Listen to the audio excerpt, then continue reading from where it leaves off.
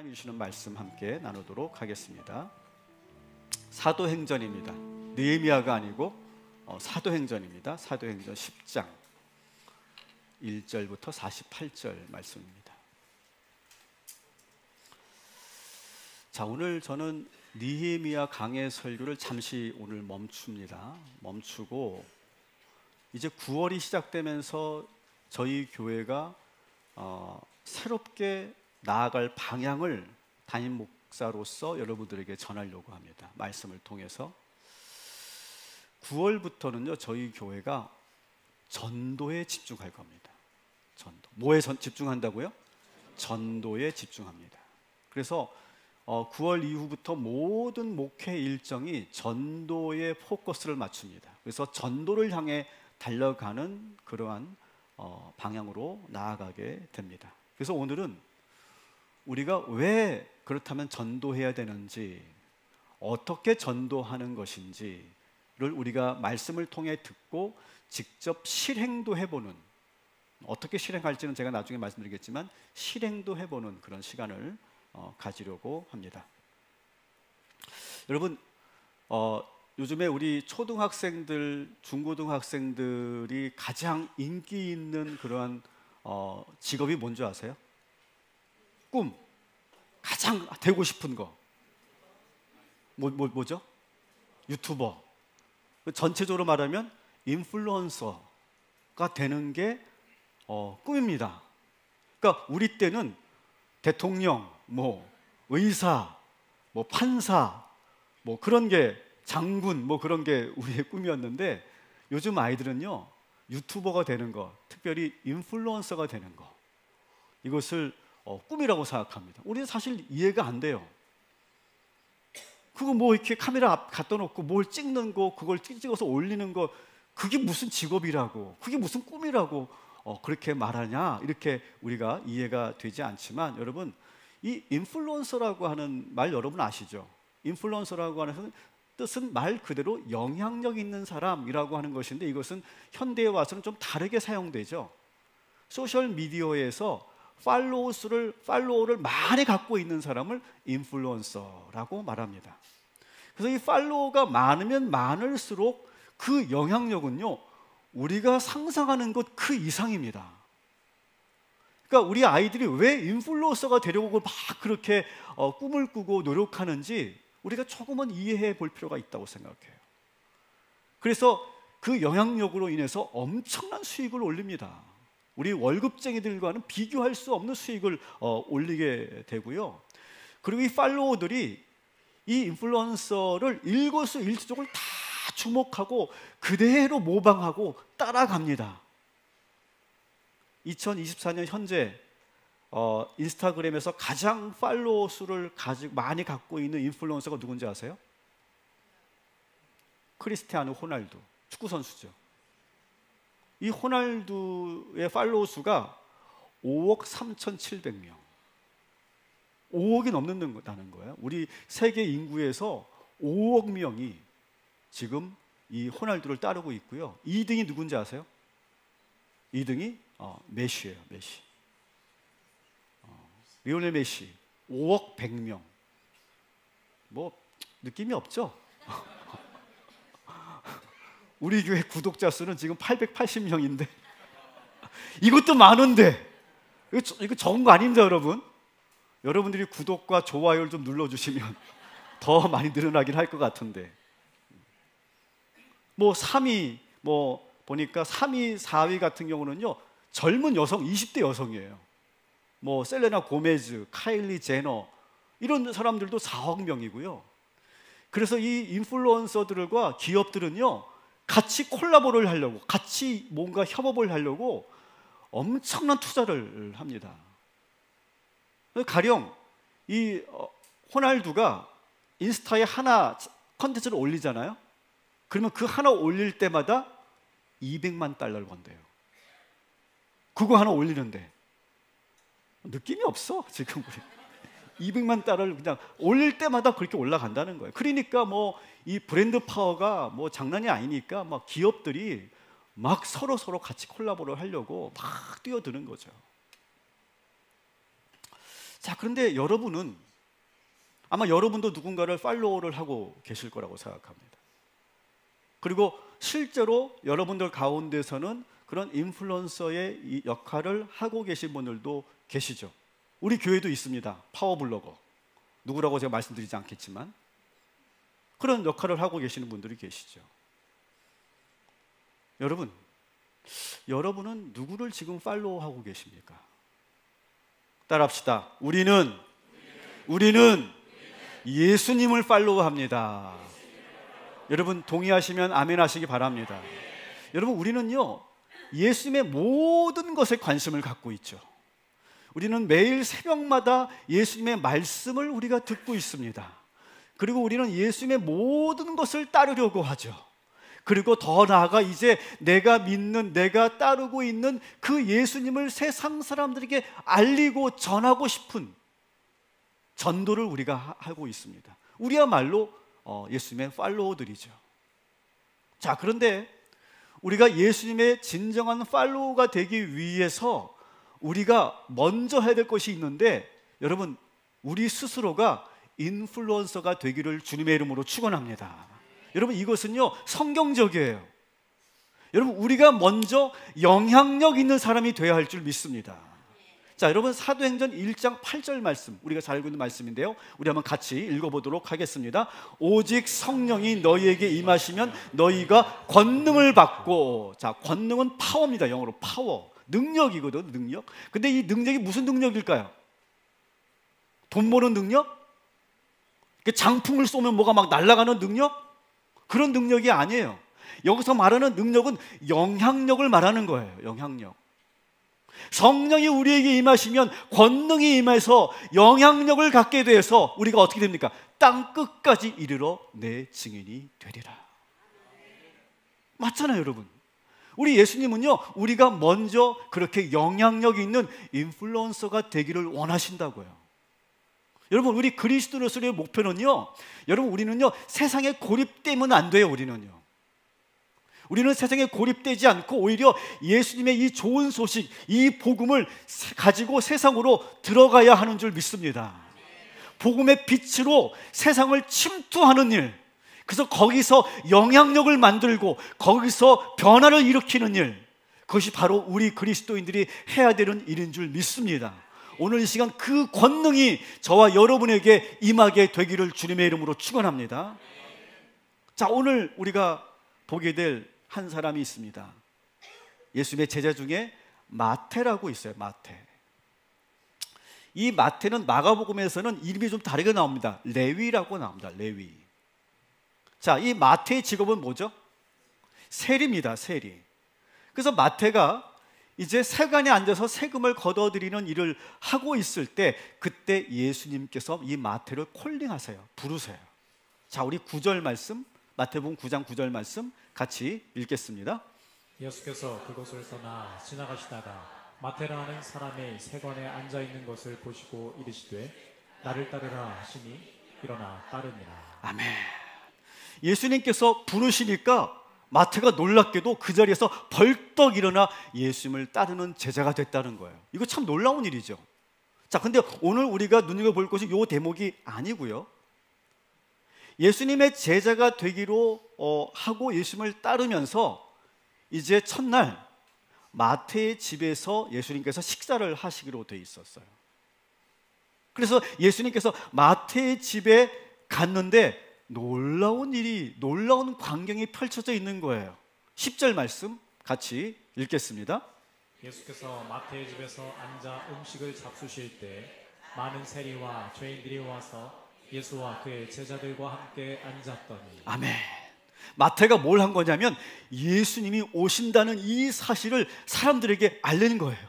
야, 우리 집에 예수님이 오셔, 빨리 와봐, 빨리 와봐 해서 사람들을 불러 모았다는 거예요. 그래서 엄청나게 많은 사람들이 마태의 집에 모였고 거기서 예수님의 말씀을 듣는 거예요. 그러니까 마태라고 하는 사람이 이 가버나움 지역에서는 사람들이 싫어하는 직업, 세리였지만, 죄인이라고 그렇게 사람들이 싫어했지만, 사실 이 가버나움에서는요 꽤나 영향력 있는 사람이었던 거예요. 그러니까 우리식으로 말하면 이 마태의 말로 이 가버나움의 인플루언서였던 거예요. 예수님께서는 이 가버나움에 오랫동안 머무시면서 마태를 잘 관찰하셨어요. 예수님이 제자들을 부르실 때 그냥 즉흥적으로 부른 게 아니죠. 오랜 시간 가버나움에 머물면서 베드로도 관찰하고 야고보도 관찰하고 이 마태도 관찰한 거예요. 근데 각자가 다 특징이 있고 좋은 점이 많은데 이 마태가 갖고 있는 좋은 점은 뭐였느냐? 이 사람은 비록 직업적으로는 죄인이라고 일컬음을 받는 사람이지만 그 사람이 가지고 있는 그 영향력은 상당했다는 걸 예수님께서 알고 계셨던 거예요. 그래서 일일이 사람들을 예수님께 찾아가 만나지 않고 마태의 집에만 있으면 사람들이 몰려드는 거예요. 더구나 어떤 사람들, 진짜 복음을 들어야 되는 사람들, 죄인들, 세리들이 모인다는 거예요. 그래서 이 마태를 예수님께서 제자로 삼으셨고 그의 영향력을 지금 사용하고 계시는 것이죠. 그래서 거기서 마태의 집에서 많은 그런 전도의 결실을 맺게 되는 거예요. 자, 여기 또 이 마태와 동일한 영향력을 가지고 있는 사람을 오늘 우리가 본문에서 보게 되는데요. 그 사람 이름은 뭡니까? 고넬료라고 하는 사람이에요. 고넬료. 이 고넬료는 로마 사람입니다. 로마 사람. 그리고 그의 직업은 뭡니까? 직업이 뭐예요? 좀 주거니 받거니 좀 합시다. 직업이 뭐예요? 백부장입니다. 다시 말하면 우리 오늘날로 말하면 한 대대장 정도 되는 거예요. 그러니까 하급 장교입니다. 솔직히 하급 장교. 그리고 어떻게 보면 로마 본토에서 활동을 한다면 그래도 성공한 군인이겠지만 가이사랴로 파견된 이 가이사랴는 어떤 곳이냐면 이스라엘의 해안 도시, 작은 해안 도시거든요. 그러니까 어떻게 보면 성공한 군인도 아니고 하급 장교예요. 자, 그런데 놀라운 것은 그가 어떤 연유로 그렇게 된 건지 모르겠지만 그가 크리스찬이었다는 거예요. 여러분, 이게 놀라운 일입니다. 여러분, 이게 쉬운 일이 아니에요. 예를 들어 보면 이런 거예요. 이런 느낌인 거예요. 구한말에 일본 순사가 칼을 차고 다니는 일본 순사가 조선 사람들이 모이는 교회에 다닌다. 여러분, 그런 일이 있었을까요? 실제로? 없습니다. 그런 일은. 순사가 조선인들이 다니는 교회에 다닌다? 있을 수 없는 일이에요. 왜? 자기들이 지배하는 나라의 그 종교에 자기가 가담하고 거기서 하나님이라는 예수님을 믿는다? 있을 수 없는 일이에요. 근데 이 고넬료는요, 어떤 연유에서 그렇게 된지 모르겠지만 예수님을 믿는 크리스찬이었다는 거예요. 그리고 예수 믿게 되면서 그가 온 집안 사람들 다 예수 믿게 했고요. 심지어 그를 따르던 군인들 중에 일부도 예수 믿게 돼요. 사도행전 10장 2절 말씀 같이 읽겠습니다. 그가 경건하여 온 집안과 더불어 하나님을 경외하며 백성을 많이 구제하고 하나님께 항상 기도하더니. 아멘. 그래서 그 집안과 그 군인들이 이 고넬료의 영향력에 의해서 예수를 믿게 된 거예요. 그때 하나님께서 베드로를 고넬료의 집에 보내시죠. 자, 그래서 이 베드로 사도가 자기 집에 온다는 소식을 듣고 이 고넬료도 어떻게 했느냐? 주변 사람들을 모읍니다. 주변 사람들 자기 집에 초대합니다. 주변의 모든 사람들을 오게 해요. 24절도 같이 읽겠습니다. 이튿날 가이사랴에 들어가니 고넬료가 그의 친척과 가까운 친구들을 모아 기다리더니. 아멘. 자, 가족들은 물론이고 친척들과 친구들까지도 오게 했다는 거예요. 여러분, 친척이라고 하면 이 고넬료의 친척이라면 그들 다 로마 사람들이겠죠. 로마인들. 그 다음에 친구들이라고 하면 동료들이겠죠. 같은 그러한 장교들이나 그리고 같은 공직자들, 로마의 공직자들을 다 불러 모은 거예요. 오게 한 거예요. 거기서 베드로를 만나서 베드로의 복음을 듣습니다. 그 베드로의 복음을 들을 때 거기에 모여 있었던 고넬료가 초청했던 그 모든 사람들에게 어떻게 됐습니까? 성령이 임합니다. 우리 44절부터 46절까지 같이 읽겠습니다. 베드로가 이 말을 할 때에 성령이 말씀 듣는 모든 사람에게 내려오시니 베드로와 함께 온 할례 받은 신자들이 이방인들에게도 성령 부어주심으로 말미암아 놀라니 이는 방언을 말하며 하나님 높임을 들음이로라. 아멘. 베드로의 말씀을 들으면서 거기에 고넬료 집에 모여있던 사람들이 다 성령을 받습니다. 성령의 충만함을 받고 거기서 어떻게 됩니까? 방언이 터져버려요. 거기서 말씀 보세요. 다시 방언이 터집니다. 방언이 터지고 하나님을 찬양하는 찬양 집회가 거기서 열리는 거예요. 이 사건을 계기로 해서 이 베드로는요, 이방인들에 대한 선입견을 갖고 있었거든요. 그러니까 사도 바울은 아주 열정적으로 이방인들을 위해서 복음을 전했지만 여전히 예수님의 제자들, 특별히 이 베드로는 아직도 이방인들에게 복음을 전하는 것은 좀 아직은 아닌 것 같아, 그런 생각을 가지고 있었는데 이 고넬료의 집에서 충격을 받은 거예요. 아니, 이방인들에게도 복음이 들어가고 이방인들에게도 성령이 역사한다는 것을 눈으로 똑똑히 봤잖아요. 그러면서 이 베드로가 선교의 방향이 바뀌어버립니다. 완전히. 그전까지는 유대인들을 대상으로만 복음을 전했는데 이제는 사도 바울처럼 모든 세계 모든 사람들을 대상으로 복음을 전하는 그런 전도자로 바뀌게 됩니다. 그리고 그 놀라운 그런 충격을 통해서 이 베드로가 거기에 모여있는 모든 사람들에게 세례를 주는 거예요. 47절 같이 읽습니다. 이에 베드로가 이르되 이 사람들이 우리와 같이 성령을 받았으니 누가 능히 물로 세례 베품을 금하리요 하고 명하여 예수 그리스도 이름으로 세례를 베풀라 하니라. 아멘. 여러분, 여기서도 중요한 것은요, 이 고넬료에 가지고 있었던 영향력이에요. 영향. 여러분 생각해 보세요. 고넬료의 친구들, 고넬료의 친척들 다 로마인들입니다. 공직자들입니다. 자기들이 지배하는 그러한 작은 나라의 그러한 사람들이 믿는 종교입니다. 거기에 베드로라고 하는 지도자가 왔다고 하는데 사실 로마 사람들의 눈에서 보면 별거 아닌 것처럼 보였을 거예요. 아마 고넬료가 야, 베드로 선생님이 오신대라고 했으면 그래서 그게 뭐 어떤데? 아마 그렇게 반응했을 거예요. 냉담하게 반응했을 거예요. 그런데 이 고넬료의 그 친구들과 친척들이 온 이유가 뭘까요? 베드로 때문에 왔을까요? 고넬료 때문에 왔을까요? 고넬료 때문에 온 거예요, 사실은요. 고넬료와 관계 때문에 온 겁니다, 사실은. 베드로 때문에 온 게 아니에요. 평소에 이 고넬료를 좋아하고 존경하던 그런 사람이었기 때문에, 좋은 관계를 가지고 있었기 때문에, 그런데 이 고넬료가 이렇게 부탁을 하니까 거절할 수가 없는 거예요. 그래서 마지못해 온 거예요. 왜 자꾸 여기로 오라고 그래? 베드로라는 사람이 과연 뭐 누군데 자꾸 여기로 오라는 거야? 아마 그런 마음으로 궁시렁궁시렁 하면서 왔을 거예요. 그런데 거기서 거부할 수 없어서 왔던 이 사람들이 베드로의 설교를 듣고 거기서 이상하게 눈물이 흐르고 가슴이 뜨거워지더니 막 입술이 막 움직이더니 방언이 터지기 시작하더니 막 성령이 막 불같이 역사하는 그런 체험을 하게 된 거예요. 이 고넬료의 영향력이 바로 그런 거라는 거죠. 여러분, 마태가 불렀던 그 죄인들과 세리도 예수님 때문에 온 게 아니에요. 마태네 집에서 잔치한데 마태가 오랜데 그래서 왔던 거지, 예수님의 말씀을 정작 들으려고 왔던 사람들이 아니었단 말이에요, 원래는.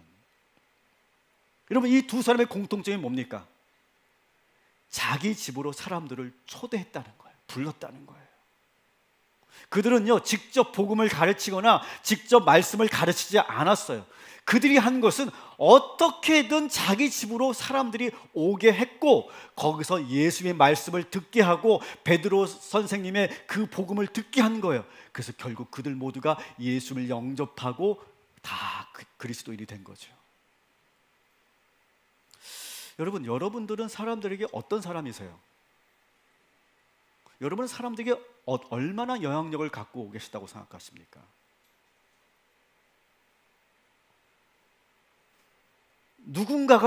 누군가에게 여러분이 부탁했을 때, 권면했을 때 여러분들의 그 관계에 있는 사람들은 여러분의 그 권면과 제안을 잘 받아들이는 그러한 관계입니까? 아니면은 여러분이 아무리 말을 해도 안 먹히는 관계입니까? 자, 전도에는요 크게 두 가지가 있습니다. 첫 번째 전도는요 불특정 다수에게 하는 전도가 있어요. 지금도 우리 교회에는요 어느 한 집사님이 본인이 직접 전도지를 만들어서 전도하는 우리 집사님이 계세요. 몇 주 전에도 딱 집사님께서 전도 물품과 전도지를 가지고 나가시더라고요. 참 귀하고 너무너무 감사한 일이죠. 이렇게 불특정 다수에게 전도하는 것도 있고, 두 번째는 뭐냐? 나의 관계를 통해서 사람들을 전도하는, 따라합시다. 관계전도. 관계전도가 있어요. 관계전도. 자, 여러분 핸드폰에 저장된 사람들이 아마 여러분들 수백 명에서 아마 수천 명 될 사람도 있을 거예요. 활동을 아주 많이 하거나 비즈니스 하는 분들은 아마 몇천 명이 될 수도 있어요. 근데 그 명단 중에 보면, 그 핸드폰에 있는 그 명단 중에 보면 꼭 전도하고 싶은 사람, 이 사람은 정말 예수 믿어야 되는데, 이 사람은 정말 복음이 들어가면 이 사람 변할 텐데 라고 생각하는 분들이 분명히 있을 거예요. 그리고 지금도 여러분들이 그 누군가를 놓고 기도하면서 계속 권면하고 그리고 복음을 전하는, 전도하는 사람들이 있을 거예요. 여러분, 이거는요 너무나 당연한 거고, 여러분 그런 마음을 갖고 있다는 것은 뭡니까? 내 신앙이 건강하다는 거예요. 여러분 생각해 보세요.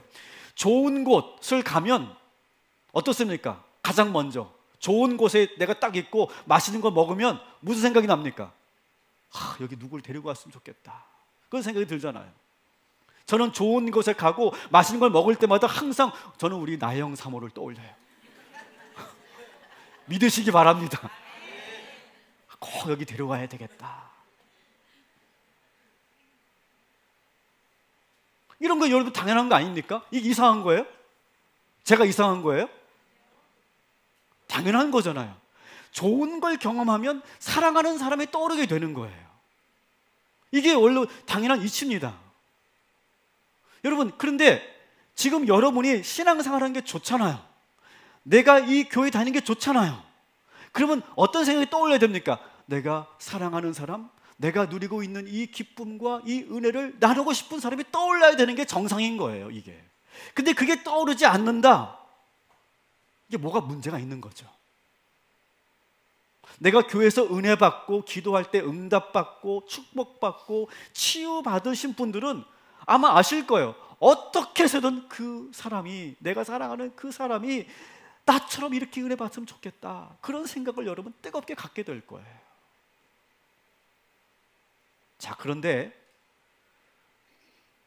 그런 것이 떠오르지 않고 한 명도 떠오르지 않는다면 저는 두 가지 문제가 있다고 생각해요. 첫 번째 문제는요, 아마 여러분 관계에 문제가 있을 거예요. 그러니까 여러분 혼자 맛있는 거 먹으면 맛있는데 하면서 내일 또 혼자 또 와야지. 이 사람은 뭐가 문제 있는 거예요? 관계에 문제가 있는 거예요. 이 사람은 관계에 문제가 있는 거예요. 자, 이게 아니라면 두 번째는 확신이 없기 때문에 그래요. 확신이 없기 때문에. 나는 교회 다니는 게 좋은데 이 사람은 정말 좋을까? 이 사람이 괜히 우리 교회에 와서 실망하면 어떡하지? 그런 확신이 없을 때, 그때 우리는 누군가에게 권면하기가 어렵죠. 그건 교회의 문제죠. 여러분 문제가 아니라 저는 그건 교회의 문제라고 생각해요. 여러분에게 한번 전 질문하고 싶어요.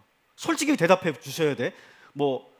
제가 상처받을까 봐 그렇게 말하지 말고. 자, 여러분들은 동탄 꿈의 교회 성도 이미 자부심을 느끼십니까? 입술을 제가 보고 있습니다. 이쪽, 여러분 정말 자부심을 느끼십니까? 자부심을 느끼세요? 안 하시는 분들도 계시던데? 여러분, 내가 동탄 꿈의 교회 성도라고 하는 자부심을 느끼면 어떻게 됩니까? 저절로 우리 교회에 데려와야지, 우리 교회에 한 번 경험하게 해야지, 우리 목사님 설교 한 번만이라도 듣게 해야지, 그런 확신이 생기지 않을까요? 이번 제가 제주도 집회를 갔다 왔잖아요. 한 1200명이 이렇게 모여 있는데 저는요 그 1200명은 안 보이고 우리 교인들 25명만 보이더라고요. 그리고 집회가 끝나고 나서 우리 교회 성도님들이 저에게 막 달려와가지고요 말이 필요 없어. 그래서 어떤 분은 그 집회 때 강사분들이 한 10분 정도 오셨거든요. 목사님이 탑이에요 이렇게 하시고 가셨어요. 객관적으로 실제로 그랬다는 건 아니지만 뭡니까? 뿌듯함이죠. 자부심이죠. 저는 그거 나쁜 거 아니라고 생각합니다. 우리 동탄 꿈의 교회에 대한 자부심, 그리고 우리 동탄 꿈의 교회 우리 김석현 목사님에 대한 그런 뿌듯함, 자랑하고 싶은 마음, 여러분 그게 잘못된 거예요? 좋은 에너지죠. 저는 우리 교회가 그런 에너지가 가득하기를 주님의 이름으로 축원합니다. 여러분 가정도 마찬가지예요. 여러분 가정도 마찬가지예요. 나 우리 아빠가 최고라고 생각해. 나 우리 엄마 같은 사람이, 나 우리 엄마 같은 여자랑 결혼할 거야. 나는 우리 엄마가 날 사랑하는 걸 난 정말 나는 너무 감사하게 생각해. 여러분 그런 집은 되는 집이에요, 그죠? 근데 아버지가 막 부끄러워. 우리 엄마에게 나 너무 창피해. 막 숨기고 싶고 사람들 앞에 알리고 싶지 않은 그 가정이라면 어떤 가정일까요? 말하지 않아도 아마 그 분위기를 여러분 아실 거예요. 자, 그런데 이런 자부심은 누가 불어넣어 주는 거냐? 담임 목사가 저는 해야 된다고 생각해요. 제가 해야 되죠. 어렵게 성도들이 정말 전도에서 데리고 왔는데 제가 엄한 소리를 한다고 생각해 보세요. 그래서 막 오히려 전도에서 데리고 온 사람이 막 시험 들러서 막 가고 막 내 다시는 교회 올라봐 막 그런 식으로 했다고 하면 다 이건 저 책임이죠. 자, 그래서 여러분들이 더 자부심을 갖고 자신 있게 우리 전도 대상자들을 여러분 우리 교회로 데리고 올 수 있도록, 인도할 수 있도록, 할 수 있도록 저희가 많은 것을 준비했어요. 그래서 9월부터 12월까지 여러분이 전도할 수 있도록, 여러분이 마태가 되고 고넬료가 될 수 있도록 저희들이 많은 걸 준비했는데 한번 따라합시다. SRT 전도 축제. 자, SRT가 뭔지 아시죠? SRT. 우리 교회는 SRT 열차가 다니고 있는 동탄역 앞에 있는 교회. 자, 이 SRT는 어떤 의미가 있느냐? 이 세상에서 가장 빠른 구원 열차인 줄 믿습니다. 그런 의미예요. 구원 열차 중에서 가장 빠른 구원 열차. 그리고 S가 뭡니까? 스피릿. R은 뭡니까? 리듬. 그 다음에 T는 뭡니까? 트러스트. 성령 충만하고 구원의 역사가 있고 그리고 복음의 진리가 있는 교회. 이 세상의 가장 빠른 구원 열차. 뭐라고요? SRT 전도 축제. 한번 좀 따라해 보세요. SRT 전도 축제를 우리가 시작하려고 하는 거예요. 자, 그런데 여러분들이 많은 교회에서 이런 거 많이 해보셨으니까 이미 다 아실 텐데 우리 교회 이번 전도 축제의 특징은 뭐냐? D-Day가 없어요. 특별히 우리가 이날을 D-Day로 하니까 이날 데리고 오십시오 라고 하는 걸 하지 않을 거예요. 대신 우리가 9월부터 12월까지가 전도 축제 기간이다. 여러분 그렇게 이해하시면 되겠습니다. 자, 그래서 가장 먼저 우리가 할 것은 9월 한 달 동안 전도 대상자를 선정하는 작업을 할 겁니다. 전도 대상자를 먼저 한 달 동안 선정하는 그런 작업을 해 나가는 건데, 만일 한 달 동안 여러분 전도 대상자를 세우지 않는다, 끝까지 고집 피운다, 그분은 내가 동탄 꿈의 교회 다니는 것이 부끄러운 사람들이야. 난 그렇게 볼 거야. 난 그렇게 보기로 작정했어. 내가 한번 볼게요. 한번 끝까지 얼마나 안 내는 분들이 있는지. 전도 대상자를 선정하는 거 우리가 한 달 동안 하게 될 거고요. 그다음에 두 번째 우리가 할 것은 따라합시다. 마태 축제. 여러분 마태가 뭐 했다고 그랬죠? 자기 집으로 사람들을 불러 모았다는 거예요. 자, 이것을 어떻게 하는 거냐면 셀별로 이제 각 셀원들이 이제 전도 대상자를 세웠잖아요.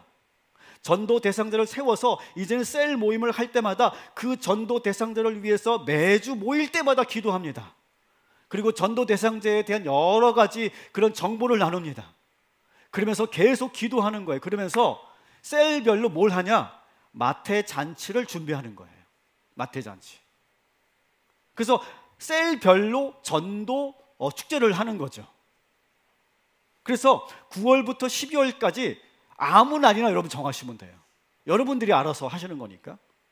그래서 이 전도 대상들을 초청해서 다양하게 할 수 있어요. 어떤 그런 정형화된 형식은 없습니다. 그런데 너무 부담스럽게 갖지 마세요. 여러분들이 지금 가지고 있는 그 모임을 그대로 보여주면 돼요. 여러분이 하는 그 모임에 초대하면 돼요.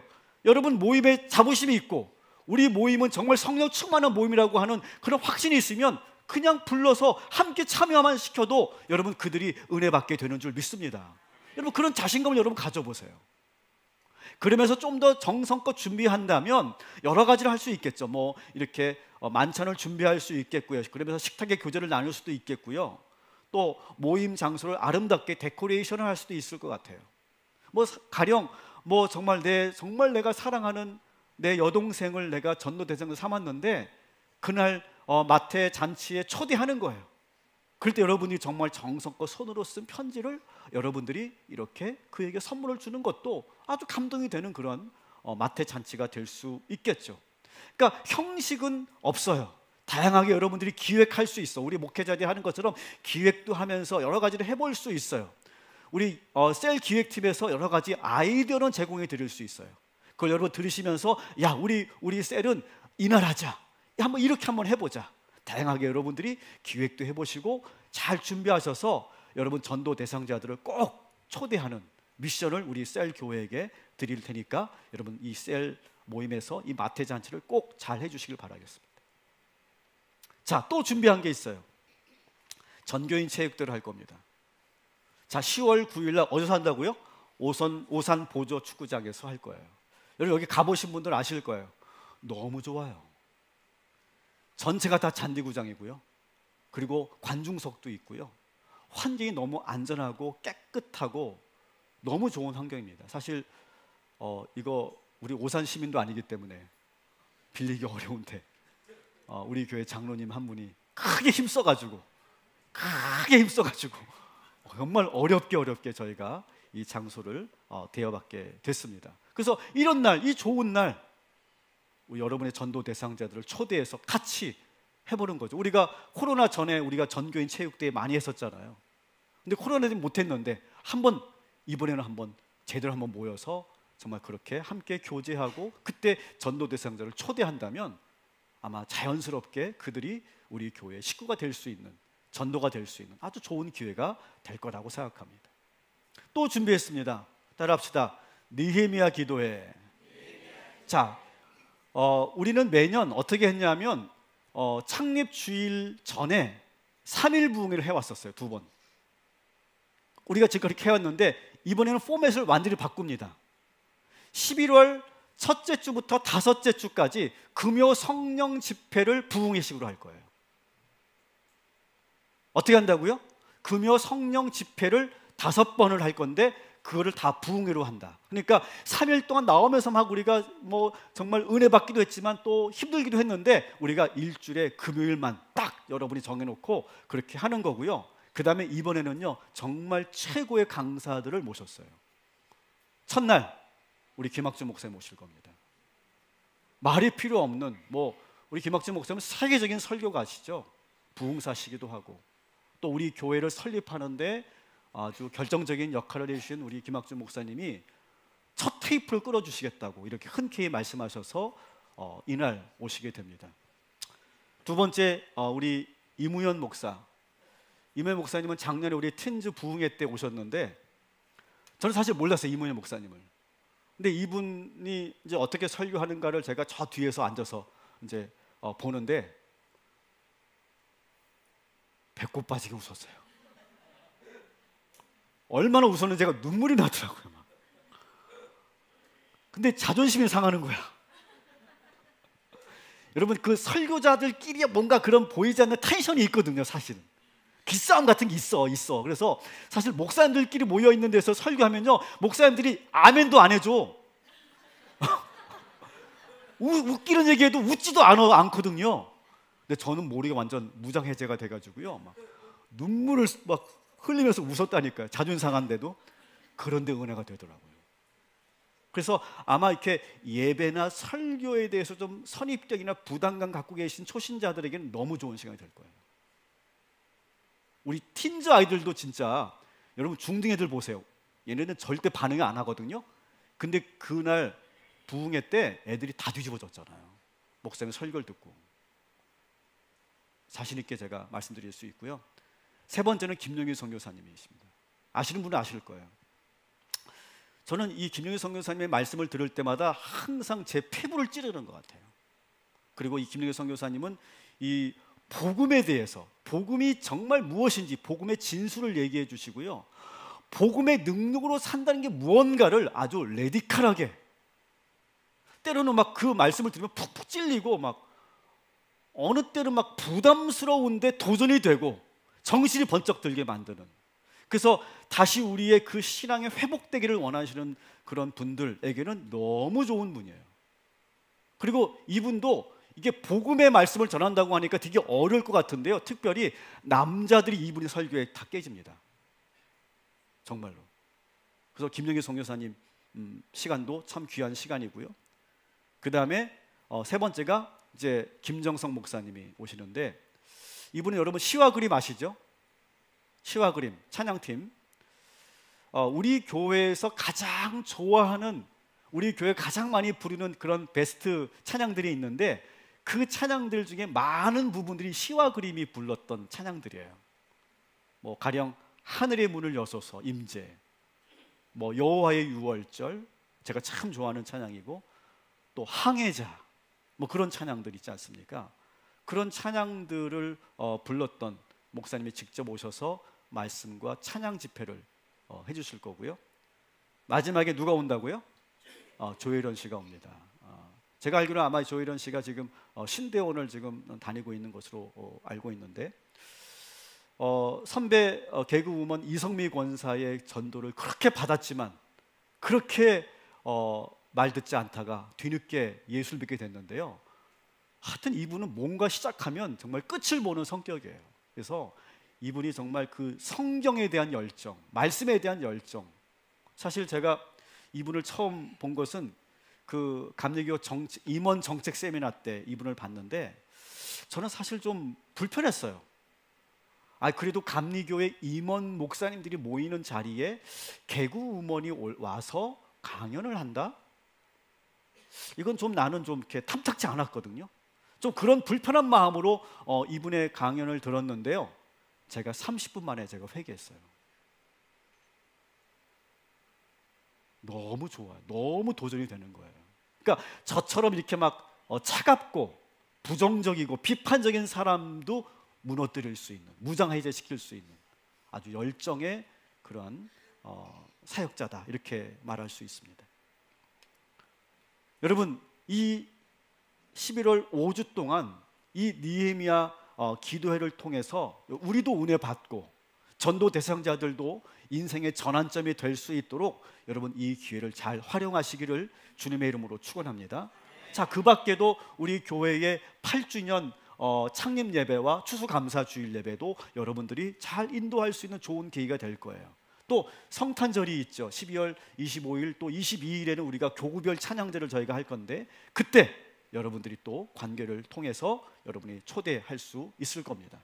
또 마지막으로 송구영신 예배도 우리들에게 아주 의미 있는 예배고, 이날은 저희들이 이미 컨텐츠를 통해서 말씀드린 것처럼 저희 목회자들이 밴드를 지금 만들어서 열심히 노력하고 있습니다. 준비하고 있는데, 거기서 말씀 찬양 콘서트를 저희들이 또 준비하도록 하겠습니다. 이 풍성한, 이 다채로운 그러한 시간을 여러분들이 활용해서 여러분의 관계를 잘 이용하셔서 꼭 예수 믿어야 되는 사람들, 다시 믿음을 회복해야 되는 사람들을 잘 인도하시기를 주님의 이름으로 축원합니다. 자, 핸드폰 한번 꺼내 보십시오. 핸드폰. 오늘 좀 우리가 해야 할 일이 좀 있는데요, 핸드폰 다 꺼내세요. 그리고 제가 하라는 대로 꼭 해보세요. 구경하지 마시고 다 꺼내세요. 다 꺼내셨어요? 자, 들어보세요. 다 들어보세요. 핸드폰. 좀 말 좀 들으세요. 네. 자, 옳습니다. 자, 따라합시다. 코전어 전도. 자, 우리가 코전어 전도라는 걸 우리가 하는데요. 이것은 CCC에서 만든 겁니다. 우리 교회는 CCC와 많은 협업 사역을 하고 있는데요. CCC가 이번에 아주 좋은 전도 툴을 하나 만들었더라고요. 특별히 이 관계 전도에 필요한. 자, 그래서 보면, 자, 카카오톡으로 들어가십시오. 카카오톡. 못 들어가시는 분 없죠? 자, 카카오톡에 들어가셔서 여기 돋보기 표시 검색하는 거잖아요. 거기다가 뭘 치면 코전어라고 쳐보세요. 코전어. 코전어. 자, 코전어를 치면 요런 화면이 뜰 겁니다. 자, 그러면 채팅방이죠. 채팅방. 채팅방 코전어. 여기를 지금 눌러보시는 거예요. 잘 하고 계시죠? 자, 모르시는 분은 손 들면 우리 사역자들이 달려가서 또 안내해 드릴 겁니다. 자, 들어가셨어요? 들어가셨어요? 자, 들어가시면, 자, 여기 카카오 채널 추가 요 이모티콘을 누르세요. 이걸 딱 누르면 어떻게 되느냐? 요 화면이 뜰 거예요. 요 화면이. 코전어라고 하는 요 채널이 이제 뜨게 되고 여러분이 이제 들어가게 되는 거예요. 자, 맨 밑에 보면 코전어 시작하기가 있어요. 노란색 맨 밑에 코전어 시작하기. 자, 누르셨어요? 자, 그리고 나서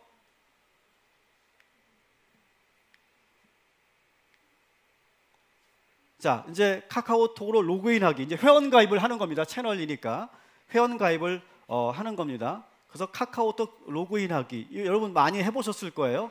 많은 그런 앱으로 여러분 들어가기 위해서 많이 해보셨으니까 로그인하기 하면 여기에 동의합니까? 동의하십니까? 물어보면 다 동의하고 계속하기를 누르세요. 동의하고 계속하기를 누르세요. 어렵지 않습니다. 우리 권사님들도 잘하고 계시고요. 자, 동의하고 계속하기를 누르면 이제 여러분들의 프로필을 등록하게 되어 있습니다. 자, 프로필을 보시면 이름, 여러분 이름 넣으시고 전화번호, 남자인지 여자인지 성별, 직분, 집사, 뭐 성도, 뭐 장로, 권사 이렇게 넣으시고요. 제일 중요한 거 맨 밑에 소속 구분입니다. 이 소속 구분에서 이 동탄 꿈의 교회라고 정확하게 해야 돼. 띄어쓰기 하시면 안 되고요. 띄어쓰지 말고 동탄 꿈의 교회를 여러분 입력하세요. 이거를 왜 중요하냐면 이렇게 해야 우리가 동탄 꿈의 교회라고 하는 하나의 그러한 그룹이 만들어집니다. 그리고 여기에 다 여러분이 들어오게 되고 그럼 여러분들이 전도 대상자를 세운 것이 통계로 다 잡히게 됩니다. 몇 명을 우리가 전도 대상을 삼았는지가 다 통계화될 수 있기 때문에 이 소속 구분이 제일 중요하고요. 자, 그래서 등록 완료를 누르시면,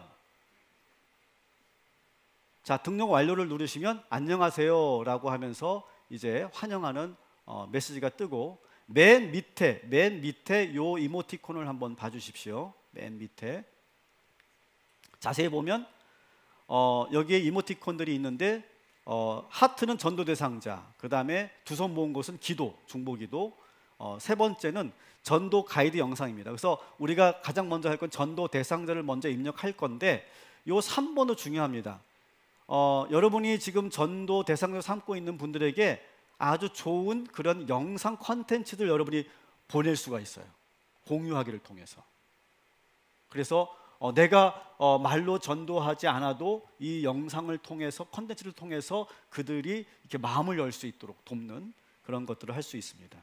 자, 그 중에 자, 이 전도 대상자를 먼저 누르세요. 전도 대상자. 자, 전도 대상자를 누르면 초기 화면에 이렇게 돼 있습니다. 그 대상자가 불신자인지 장결자인지 초신자인지 여러분이 구별할 수 있습니다. 누르면 구별을 하고 그 대상자의 이름을 등록하는 겁니다. 저는 미용실 원장님을 이렇게 넣었는데요. 이름은 몰라가지고. 그 다음에 관계, 뭐 이웃, 뭐 친구, 뭐 친척, 가족, 그리고 기도 제목, 그 영혼에 대한 기도 제목을 여러분들이 여기다가 기입할 수 있습니다.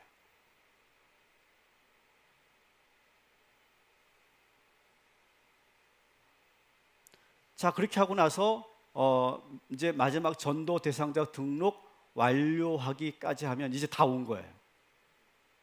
자, 그렇게 되면 이제 이 모든 자료들이 하나로 다 모아지게 됩니다. 그리고 사진도 넣을 수 있어요. 전도 대상자 사진도 여러분들이 직접 찍어서 넣을 수도 있고, 여러분 앨범에 있는 사진을 여러분이 사진을 넣을 수 있습니다. 사진을 보면서 우리가 기도할 수 있게 되겠죠.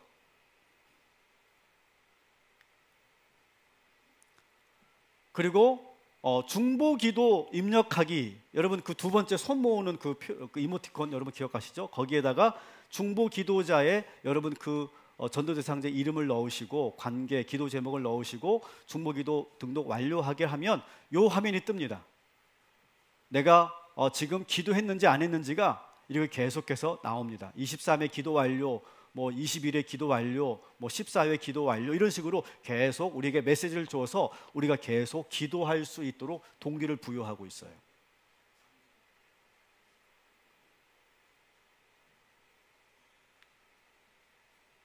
자, 그리고 여러분들이 기도하였습니다를 누르면 기도 카운트가 됩니다. 그래서 내가 이 영혼을 위해서 얼마나 기도했는지가 카운트가 됩니다. 그래서 10번, 20번, 100번 내가 기도한 것이 그냥 느낌으로만 아니라 이제는 카운트가 되어서 기도가 쌓여지는 것을 여러분이 경험할 수 있고요. 그 다음에 카카오톡으로 공유하기는 뭐냐면 셀별로 내가 전도 대상자로 세운 사람을 서로 공유할 수 있어. 셀별로 내가 아는 사람에게 내가 이 사람을 전도 대상자로 세웠는데 같이 기도해 주세요 라고 같이 공유하기도 할 수 있습니다. 이렇게 여기 보면 사진이 있고, 전도 대상자 사진이 있고, 내가 몇 회 기도했는지, 불신자인지 그런 것을 다 넣을 수 있고요. 다 왔습니다. 이제 요것만 하세요. 자, 그 다음에 우리가 카카오톡을 활용하면 계속 카톡이 오니까 계속 오면 밀리잖아요. 그래서 안 보이게 되잖아요. 그래서 이것을 상단 고정해 할 수 있는 방법이 있습니다. 그것은 어떻게 하냐면 요 전체 카카오톡이 온 내용에서 코저너라고 하는 요 부분을 한번 꾹 누르고 계세요. 꾹 누르고 계시면 거기에 여러 가지 메뉴가 뜨는데 거기에 상단 고정 이렇게 해놓으면 저도 이렇게 해서 상단에 계속 뜨게 돼 있습니다. 저는 우리 모바일 주보하고 요 코저너가 항상 상단에 뜨도록 설정을 해놨거든요. 그렇게 하면 여러분들이 카카오톡을 볼 때마다 항상 상단에서 이 전도 대상자를 놓고 기도할 수 있도록 여러분 그렇게 할 수 있게 됩니다. 잘 따라오셨죠? 자, 아직 안 되신 분들 계실 텐데요. 이제 우리가 한 달 동안 계속 캠페인을 할 거고 우리 전교인 모두가 다 할 겁니다. 뭐 오늘 우리 교회에 아직 등록 안 하신 분들도 한번 이 컨텐츠 사용해 보시면 좋습니다. 그렇게 해서 우리 모든 교인들이 한번 내 마음으로 전도 대상자를 품어보는 일, 그리고 그 사람에게 영향력을 주는 일을 우리가 한번 해보자라고 하는 거예요. 자, 이제 저를 봐주십시오. 이제 말씀을 좀 정리하겠습니다. 따라합시다. 우리는 예수님을 따르는 팔로워입니다. 여러분, 우리는 예수님을 따르는 사람들이에요. 여러분, 이 소셜 미디어에 보면요, 참 저는 기가 막히 이건 되게 기독교적인 어떠한 그런 컨텐츠를 이 소셜 미디어가 잘 차용했구나라고 하는 걸 느낄 수 있습니다. 왜 그러냐면 이런 거예요. 자기를 따르는 그런 인플루언서가 있잖아요. 그러면 그 팔로워들이 어떤 역할을 하냐면요, 그 내가 좋아하는 인플루언서를 사람들에게 알리기 위해서 다양한 노력들을 합니다. 그 중에 하나가 뭐 사람들에게 태그를 걸어 놓는다든지, 아니면 해시태그를 검색어를 쳐서 들어갈 수 있도록 해시태그를 달기도 하고, 또 그 인플루언서의 어떤 컨텐츠를 공유하고 퍼나르는 일들을 아주 적극적으로 하죠. 이게 일종의 다 전도의 행위랑 똑같은 거예요. 전도 행위랑. 근데 여러분 이상하지 않아요? 우리가 이렇게 누군가를 팔로우할 때도 이렇게 적극적으로 이렇게 사람들에게 알리는 역할을 하고 어떤 좋은 관광지나 맛집을 발견하면 꼭 사랑하는 사람을 데리고 오고 싶은 그런 마음이 드는데 왜 우리는 예수님을 따르는 제자들이라고 말하면서도 우리는 왜 예수님을 태그하지 않을까요? 우리는 예수님이라고 하는 이 검색어를 왜 해시태그를 걸지 않을까요? 왜 우리는 이 예배의 이 컨텐츠를 공유하지 않을까요? 여러분, 우리 동탄 꿈의 교회 채널 구독해 주시고 좋아요 눌러 주시고 알람 설정해 주시기 바랍니다. 그것 자체가 여러분 전도예요, 전도. 왜 우리는 내가 믿는 예수를 전하지 않느냐는 거예요. 왜 우리 교회에 초청하지 않을까요? 사랑하는 성도 여러분, 내가 믿는 예수를 자신 있게 전하는 전도자들 되시기를 주님의 이름으로 축원합니다. 내가 다니는 교회를 자신 있게 소개하고 자신 있게 초대할 수 있는 건강한 성도들 되시기를 주님의 이름으로 축원합니다. 내가 예수 믿어서 어떻게 달라졌는지를 보여주는 거예요, 여러분. 여러분, 우리가 말하지 않는데, 내가 보여주지 않는데, 영향을 주지 않는데 그 사람들이 어떻게 알겠냐고요. 여러분, 마케팅을 여러분 하시는 분들은 아실 거예요. 마케팅의 기본 원리가 뭡니까? 아무리 컨텐츠가 좋아도 알리지 않으면 소용없는 거예요. 그래서 다양한 방법으로 알리는 거예요. 다양한 그런 전략을 통해서. 여러분, 그게 다 어디에서 나온 겁니까? 성경에서 나온 거예요. 내가 만난 예수를 전해야만 사람들이 알게 되는 거지 그냥 저절로 알아지는 게 아니란 말이죠. 사랑하는 성도 여러분, 이제 여러분들이 마태처럼 고넬료처럼 영향력을 가지고 있는 인플루언서 되시기를 주님의 이름으로 축원합니다. 자, 마태복음 5장 15절부터 16절 말씀 우리 마지막으로 같이 한 목소리로 같이 읽겠습니다. 사람이 등불을 켜서 말 아래에 두지 아니하고 등경 위에 두나니 이러므로 집안 모든 사람에게 비치느니라. 이같이 너의 빛이 사람 앞에 비치게 하여 그들로 너희 착한 행실을 보고 하늘에 계신 너희 아버지께 영광을 돌리게 하라. 아멘. 자, 보세요. 너의 빛이 어떻게 하래요? 사람 앞에 비춰야 된다는 거예요. 사람 앞에. 자신 있게 여러분을 드러내라는 거예요. 우리는 숨어서 예수 믿는 사람들이 아니라 자신 있게 내가 믿는 예수를 전하는 사람들이고 여러분의 빛이 드러나게 해야 돼서 여러분의 착한 행실을 보고 사람들이 감동하고 우리가 믿는 예수를 믿게 만드는 그 일을 하는 인플루언서들 되시기를 주님의 이름으로 축원합니다.